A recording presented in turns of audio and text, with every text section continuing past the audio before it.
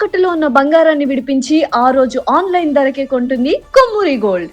నమస్కారం, welcome to Suman TV. నేను గీతాంజలి. ప్రస్తుతం మనతో పాటు శ్రీ శ్రీ శ్రీ ఆనంద శివకామేశ్వరి సన్నిధానం పీఠాధిపతులు, అమ్మవారి ఉపాసకురాలు శ్రీ శ్రీ శివకామేశ్వరి ఆనందమయ్య అమ్మ ఉన్నారు.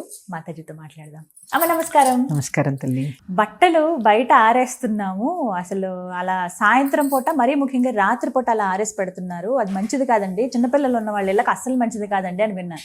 అంటే వీటిల్లో కూడా ఇలా నియమాలు ఉంటాయా? దాని ఏముందండి, ఇప్పుడున్న మనకున్న పరిస్థితులు బట్టి, లేకపోతే కాలం బట్టి, వర్షాకాలం అంటే బట్టలు ఆరవు, అలా బయట వేసేసి ఉంచుతాం కదమ్మా. 2 రోజులు ఆ బట్టలు ఆ దండం మీద అలాగే పెట్టి ఉంచావు, అది చాలా ప్రమాదం, అలా ఉంచొద్దు అని చెప్తూ ఉంటారు పెద్దవాళ్ళు ఇంట్లో. అసలు ఇది దేనికి సంకేతం అమ్మా? తప్పకుండా తెలియజేద్దాము. యాదేవి సర్వభూతేషు క్షుధారూపేణ సంస్థిత నమస్తశ్యే నమస్తశ్యే నమస్తశ్యే నమో నమః. సుమన్ టీవీ వీక్షిస్తున్న ప్రేక్షకులందరికీ శ్రీమాత్రే నమః. ఇప్పుడు చెప్పాను, క్షుధారూపేణ ఆకలి. అన్నీ ఆకలితో ఉన్నవి కదా, ఎక్కువ కావాలి కావాలి అన్నీ తెలుసుకోవాలని ఆకలి. అలా కృష్ణ అంటే ఆకలి, కోరిక అనుకోండి. క్షుధ అంటే అది ఆకలి. ఇలా చెప్పుకుంటూ వెళ్తే చాలా ఉంది, కానీ మీరు అడిగిన ప్రశ్నకి బట్టలు బయట ఆరవేయచ్చా? మామూలుగా బట్టలు బయట ఆరేసుకుంటాం కదమ్మా. ఇప్పుడంటే మనకు అపార్ట్మెంట్ కల్చర్ వచ్చి మేమైనా ఎవరైనా బాల్కనీలోనే ఆరేసుకుంటున్నాం. ఇక బాల్కనీలో కాకుండా బయట ఆరేసిన వాళ్ళకి ఎప్పుడైనా ఎండలోంచి ఆ బట్టలు తెచ్చుకుంటే నులివెచ్చగా ఉంటాయి, దాన్ని క్రిమి కీటకాలన్నీ నశించి ఫ్రెష్గా ఉంటాయి. బాలింతరాలు అంటే బిడ్డకి జన్మనిచ్చిన తర్వాత కనీసం 3 నెలల సమయం, 4 గంటల వరకు బట్టలు ఇంటికి తెచ్చేయాలి, లోపలికి తెచ్చేయాలి. పిల్లల బట్టలు కూడా.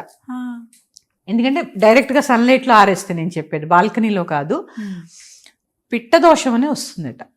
అంటే పక్షులు ఇంటికి వెళ్ళిపోయే సమయంలో ఆ బట్టలు దాటి వెళ్ళిపోతే, ఎగురుతూ వెళితే పిల్లలకి పిట్ట దోషం వస్తుందని పూర్వం అనేవారమ్మా.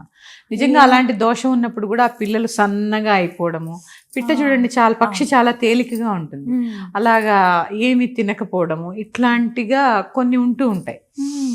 ఇలా పూర్వం చెప్పేవారు ఇలాంటి. అందుకే అమ్మమ్మలు నానమ్మలు ఉండాలి ఇంట్లో. నిజం, కొట్టుపారేస్తాం కానీ ఉండాలి. ఏ ఆధారం లేకుండా మన ధర్మం లేదు.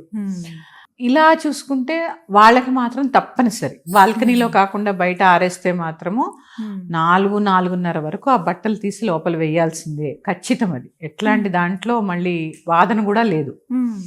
ఇక మిగిలిన వాళ్ళము ఇప్పుడున్న పరిస్థితులను బట్టి మనం అపార్ట్మెంట్లో ఉండి బాల్కనీలో ఆరేసుకున్నాం అనుకోండి, ఏం చేస్తామమ్మా? వర్షాకాలం ఇబ్బంది అవుతుంది, ఏం చేయలేం కొన్ని పరిస్థితులకి.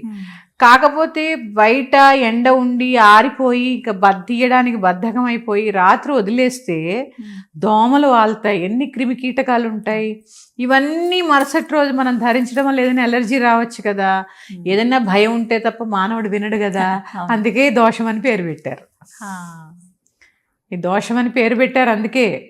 ఎందుకు అంటే, ఇగో ఇలా చెప్తే కానీ ఎందుకంటే భయం ఉంటే కాప వీడు వినడు, ఏదో వస్తుందంటేనే ముందు పరిగెడతాడు అని చెప్పి ఏం చేశారు.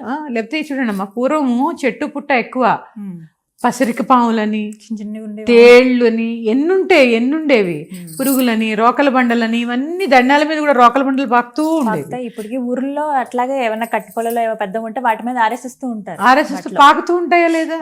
ఇలాంటివన్నీ పాకినప్పుడు కొన్ని ఎలర్జీలు వచ్చే అవకాశం కూడా ఉంటుంది కదమ్మా.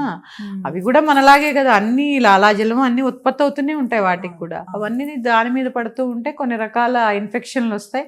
అందుకే భయం అనేవి పెడితే వీడు తొందరగా బట్టలు తీస్తాడు అని చెప్పి ఆ భయాన్ని పెట్టారు. మన మంచికేనమ్మా ఏం చెప్పినా. అలాగే కొత్త బట్టలు ఏమైనా తెచ్చినా కూడా ఒకసారి ఉతికి ఆరేసుకుని తర్వాతే ధరించండి అని చెప్తూ ఉంటారమ్మా. ఇది ఎంతవరకు నిజం? లేదమ్మా, కొత్త బట్టలు డైరెక్ట్గా పసుపు బొట్టు పెట్టుకుని వేసుకోవచ్చు. వాటి కొత్త వేసుకోవాలంటే మనకు ఎంత ఆనందంగా ఉంటుంది. మళ్ళీ ఉతికేసుకుంటే కొత్త బట్టలు ఎలా అవుతాయి? అదే కదా, కొత్తవే కదా. కాకపోతే కొత్తవి ధరించినప్పుడు మాత్రము పసుపు బొట్టు పెట్టుకుని ధరించడం అనేది శుభానికి సంకేతం. పసుపు బొట్టు లేకుండా కట్టుకుంటే అశుభం. ఇప్పుడంతా మనం బీరువాలోంచి ఇలా తీసి ఇలా కట్టేస్తున్నాం, కానీ పూర్వం తెలుసా, ఇప్పటికీ మా అమ్మగారు పసుపు బొట్టు పెట్టుకునే కట్టుకుంటారు.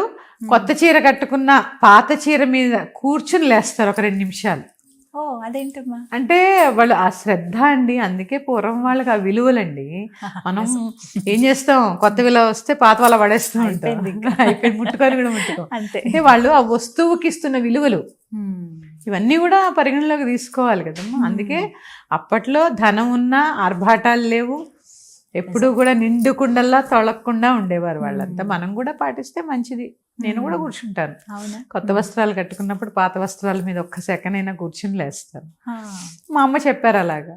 అంటే ఎప్పుడు కూడా వస్త్రాలకి లోటు ఉండదట, ఉండదని. వస్త్రాలకి ఇచ్చే గౌరవం. ఎందుకంటే వస్త్రం మన జీవితంలో చాలా ప్రాధాన్యత సంతరించుకుంది. గుడ్డ మనకి నిత్య అవసరాలు కదా, ఉండాల్సిందే. ఇందులో అదొకటి. వస్త్రానికి చాలా గౌరవం ఇవ్వడం కూడా మన అవసరం కాబట్టి ఇవన్నీ పాటించండి. ఎందుకంటే పాత పద్ధతులన్నీ మళ్ళీ తీసుకురావాలనే ప్రయత్నం నా వంతుగా నేను చేసే ప్రయత్నం. అందరూ బాగుండాలి, అందులో నేను ఉండాలి. చక్కగా చెప్పారు. ఇవన్నీ కూడా తెలుసుకోవాల్సిన విషయాలు, మన తర్వాతి తరాల వాళ్ళకి కూడా తెలియాల్సిన విషయాలు. చక్కగా వీడియో రూపంలో ఉంటే ఎవరో ఒకరు చూస్తారు, ఎవరో ఒకరు కనెక్ట్ అవుతుంది. ఖచ్చితంగా. ధన్యవాదాలమ్మా. మరొక అంశంతో మీ ముందుకు వస్తాను. శ్రీమాత్రే నమః. స్వస్తి.